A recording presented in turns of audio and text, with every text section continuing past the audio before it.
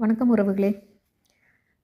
எங்கள் குரூப்பில் திடீர்னு என் ஃப்ரெண்டு ஒருத்திக்கு ஒரு 45 வயசு இருக்கும். கண்டலன்ஸ் மெசேஜ் போட்டாங்க.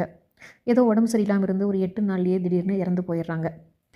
அப்புறம் 2 மாதம் கழிச்சு எனக்கு டக்குன்னு ஞாபகம் வந்துச்சு. அவங்க ஹஸ்பண்டு அவர் ட்ராவலிங் ஜாபில் இருக்கிறாரு. ரொம்ப கஷ்டப்படுவார். 2 குழந்தைங்க இருக்காங்க. அவங்க மாமனார் மாமியார் இருந்தாங்க.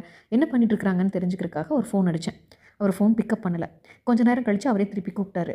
என்ன பண்ணிட்டுருக்கீங்கன்னு கேட்டால், நான் டென்னிஸ் விளையாட வந்துட்டேன். என் ஃப்ரெண்ட்ஸ் கூட கொஞ்சம் டைம் ஸ்பெண்ட் பண்ணுறதுக்கு ஆரம்பிச்சிருக்கேன் அப்படின்னு சொன்னார். குழந்தைங்களுக்கு டியூஷன் வச்சுட்டேன். சமைக்கிறதுக்கு ஒரு ஆள் போட்டுட்டேன். அப்பா அம்மாவை பார்த்துக்கிறதுக்கு ஒரு ஆள் வச்சுருக்கேன். ஸோ நாங்கள் எல்லாருமே லைஃப்பில் கொஞ்சம் அப்படியே செட்டில் ஆகிட்டோம். அதனால் இப்போ எங்களுடைய பழைய லைஃப் அப்படியே திரும்பி வந்துட்டுருக்குது அப்படின்னு சொன்னார்.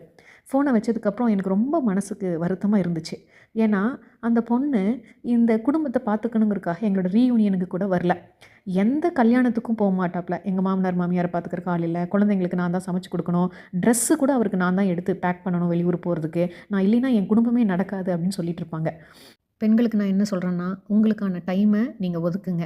உங்களுக்கு மனசுக்கு ரொம்ப பிடிச்ச விஷயங்களை நீங்கள் செய்யுங்க. உங்கள் வாழ்க்கையை கொண்டாடுங்க.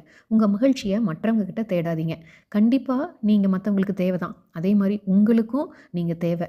ஸோ உங்களுடைய வாழ்க்கையை நீங்கள் வாழறதுக்கு பழகிக்கங்க. மிக்க நன்றி.